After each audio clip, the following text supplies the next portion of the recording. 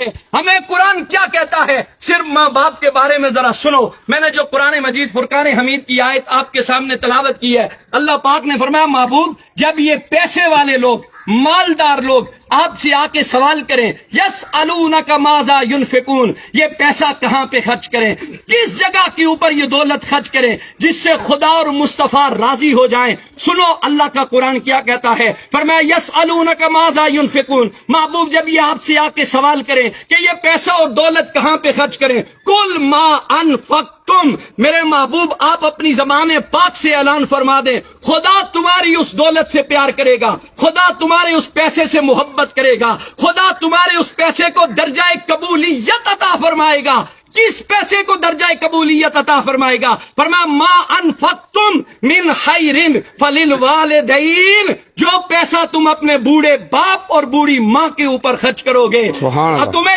Guarantee مل رہی ہے کہ جس بندے نے اپنے ماں باپ کے اوپر پیسہ خرچ کیا، جس نے ان کی خدمت کی، جس نے ان کا احترام کیا، جس نے ان سے دعائیں لی ہیں، اس بندے کے ساتھ خدا بھی راضی ہے، خدا کے محبوب بھی راضی ہیں۔ یہ بات یاد رکھو، یہاں سے 7 لاکھ روپے خرچ کر کے بندہ حج پڑھنے جاتا ہے، نہ اس کے پاس مکے کے مفتیوں کا فتویٰ ہے، نہ پاکستان کے مفتیوں کا فتویٰ ہے کہ تو نے 7 لاکھ روپے خرچ کیے، تو نے کعبہ شریف کی زیارت بھی کی ہے، تو نے وہاں صفا اور مروہ کی سعی بھی کی ہے، تو مکے اور مدینے کی گلیوں میں گھوما بھی ہے، اس کے پاس سند نہیں ہے کہ تیرا حج قبول ہو گیا ہے، تیری عبادت قبول ہو گئی ہے، تیرا جھکنا قبول ہو گیا ہے۔ خدا کی رحمت کی امید تو ہے لیکن قبولیت کی گارنٹی کوئی نہیں دے سکتا۔ لیکن سنو، جنہوں نے ماں باپ کی خدمت کی ہے، ان کے ساتھ محبت کا رشتہ قائم رکھا ہے، میرے آقا کی حدیث پاک کہتی ہے، فرمایا صبح سویرے اٹھو مسکراتے چہرے کے ساتھ اپنے باپ کے سامنے جا کے کھڑے ہو جاؤ،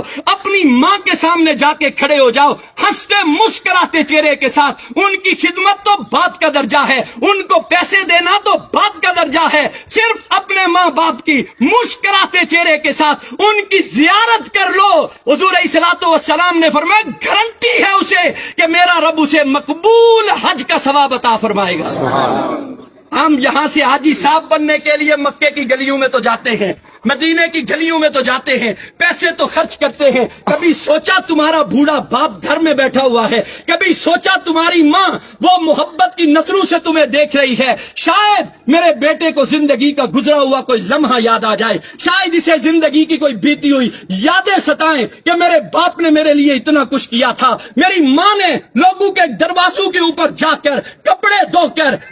برتن مانج کے لوگوں کے گھروں میں جھاڑو لگا کر، آپ اور میں روز دیکھتے ہیں بوڑھے ضعیف العمر لوگوں کو کہ روڈ کے اوپر سوٹی اٹھا کر لوگوں سے مانگ رہا ہے۔ کبھی اس بابے سے ایک دفعہ پوچھ کے دیکھو، بابا یہ تو کس کے لیے مانگ رہا ہے؟ تو لوگوں کے دروازوں کے اوپر جاتا ہے، تو کس لیے جاتا ہے؟ کیا تجھے اپنی ضرورت ہے؟ وہ باپ کہتا ہے نہ مجھے میری ضرورت نہیں ہے، میں زندگی گزار سکتا ہوں، لیکن میرے گھر میں ننھے بچے ہیں جو شام کو میرا راستہ تکتے رہتے ہیں، ہمارا باپ گھر میں سودا لے کے آئے گا، ہمارے لیے اناج لے کے آئے گا، وہ سارا دن دھوپ کے اندر رہ کر محنت کر کے تمہارے لیے لا کے وہ خرید کر کے لاتا ہے، کبھی تمہارے دل کے اندر حیا پیدا نہیں ہوئی؟ آج تمہارا باپ تمہارے سامنے کھڑا ہے اور ہماری یہ نوجوان نسل اپنے باپ سے کہتی ہے او جی تساں ڈن بھائی ہوئی جی انہاں دا دماغیا کم نہ کرنا، سڑکیں چنی تے سڑے نوجوان اپنے پیو نے بارے چیا گلاں نے، پاپا تس ناراض نہ ہویا، سڑے ابے اور نے دماغیا کم نہ کرنا، محلے والے گچیا نے سڑے اما نے دماغیا کم نہ کرنا۔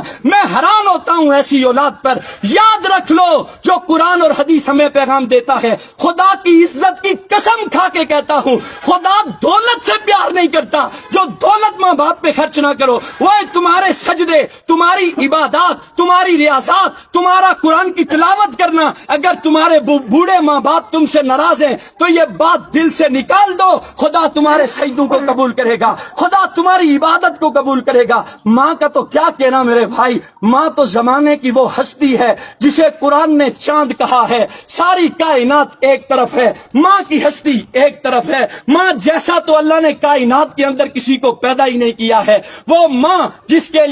کے بارے میں ایک شاعر بول کے کہتا ہے ایک مدت سے میری ماں نہیں سوئی تابش، میں نے فقط ایک بار کہا تھا کہ مجھے ڈر لگتا ہے۔ تابش کہتا ہے میں نے زندگی میں ایک مرتبہ کہا اماں مجھے ڈر لگتا ہے، اس کے بعد میری ماں نے سونا ہی چھوڑ دیا۔ ایک اور شاعر بول کے کہتا ہے، وہ کہتا ہے وہ اس ڈر سے دوپہر دوپہر کے وقت بچوں کو سلا دیتی ہے، شاید کھلونے بیچنے والا پلٹ کے واپس نہ آ جائے۔ ایک اور شاعر بول کے کہتا ہے، وہ کہتا ہے جس گھر میں روٹیاں 4 ہوں، بندے 5 ہوں، اس گھر سے ایک ہی ہستی کی صدا بلند ہوتی ہے، مجھے بھوک نہیں ہے، وہ کوئی اور نہیں ہوتا، رب کعبہ کی قسم وہ ماں ہوتی ہے۔ ایک اور شاعر بول کے کہتا ہے، وہ کہتا ہے